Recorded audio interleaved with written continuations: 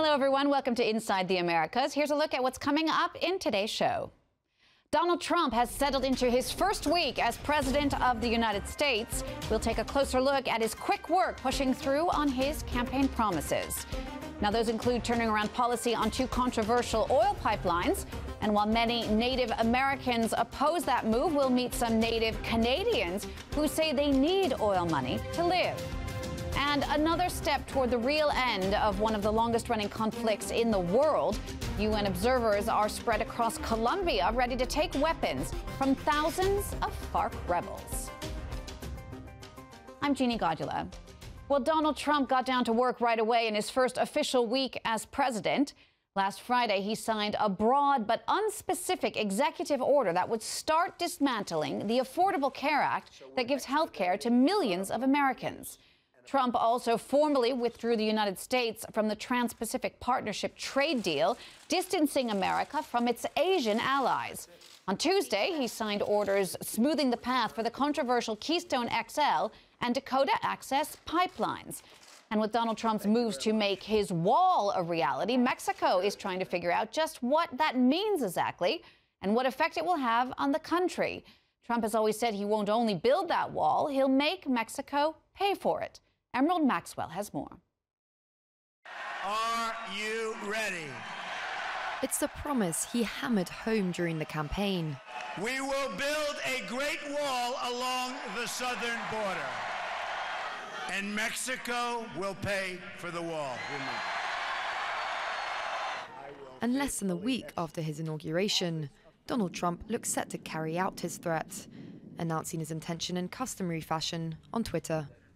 Big day planned on national security tomorrow. Among other things, we will build the wall. And never mind if it offends Mexican President Peña Nieto, who has appealed Washington to reason. Neither confrontation nor submission is the solution. The solution is dialogue and negotiation. Mexico does not believe in walls. Our country believes in bridges. But any dialogue looks set to be in vain. All the more so because Trump's decision comes in the middle of free trade talks between the US, Mexico and Canada. It's a treaty Donald Trump is not favourable towards. He blames NAFTA for encouraging the flight of American jobs to Mexico. And even before taking office, he began putting pressure on US companies to repatriate their factories. With more than 80% of the country's exports destined for the United States, his protectionist stance worries Mexicans. That guy in the United States is tightening the screws. What happened before could happen again. Lots of shortages and little work.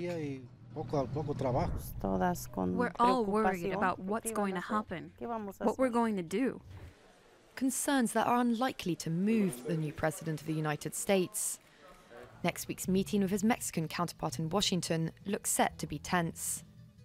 Donald Trump has had a long and complicated relationship with journalists. This week, he said they were among the most dishonest people on earth. And to talk a bit more about his ongoing battle with the media, I'm joined now on the set by France 24's Nick Rushworth. Nick, Trump jumped right into this war with the media from day one of his presidency. Incredible, Jeannie, really. He's vowing really to fight tooth and nail. And specifically, the news media, what we've got is him saying that there's a whole issue about those figures at the inauguration, if we recall that. And he's saying that there were manipulation by some members of the media to make the turnout look smaller. So incredible. Let's listen to the White House press secretary, the new guy on the block, Sean Spicer, lashing out at the journalists. The president is committed to unifying our country, and that was the focus of his inaugural address. This kind of dishonesty in the media, the challenging that bringing about our nation together is making it more difficult. There's been a lot of talk in the media about the responsibility to hold Donald Trump accountable. And I'm here to tell you that it goes two ways. We're going to hold the press accountable as well.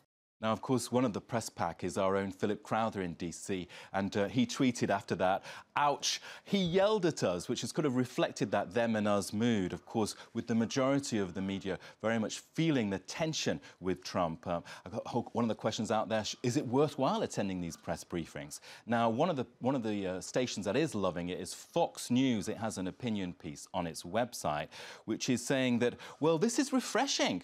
Sean Spicer, the guy we just heard, the new new press secretary is spicing up things. He's shaking up things in the press room. Now, Fox may be loving the Trump presidency. One network that's definitely getting the rough end of this battle, however, is the American news network CNN.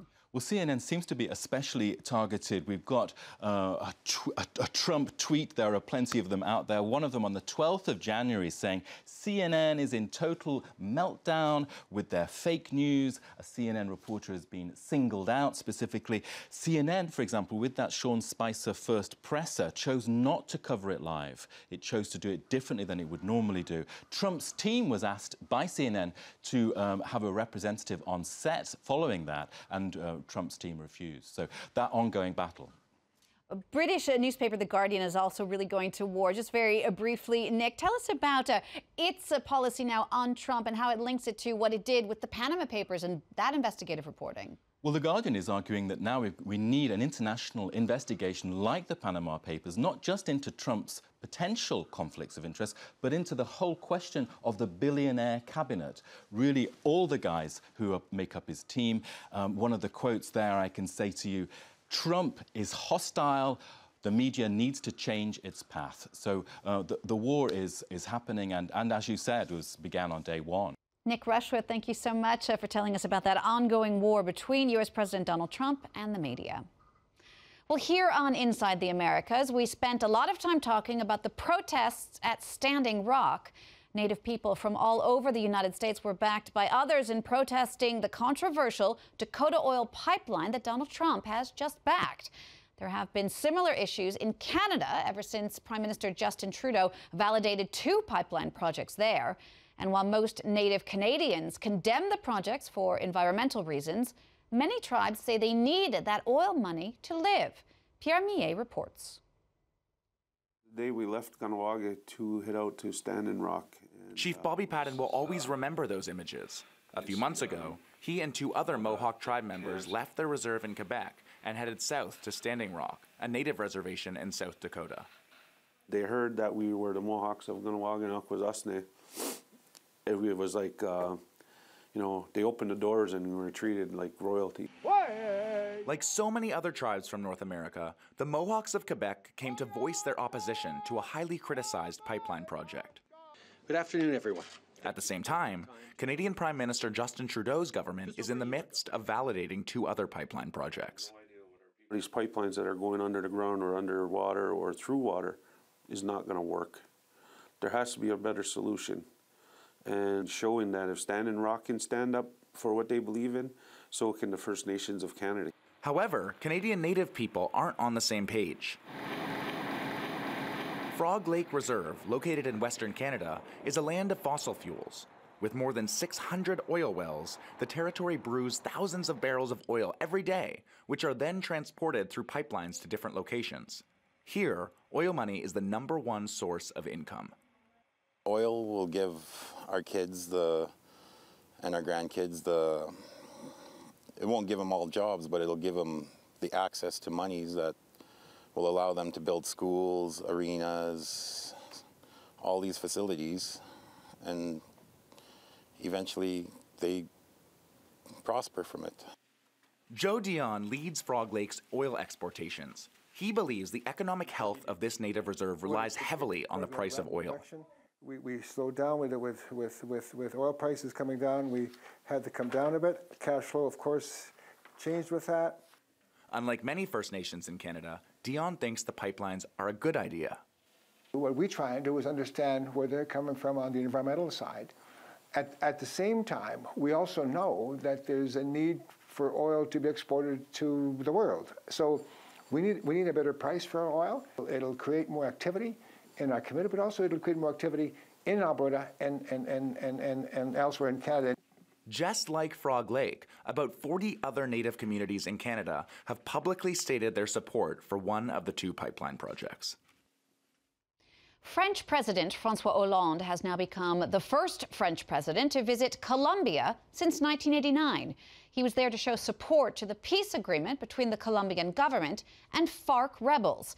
Colombia is putting an end to a 50-year-old conflict that's left more than 220,000 dead and driven nearly 7 million people from their homes.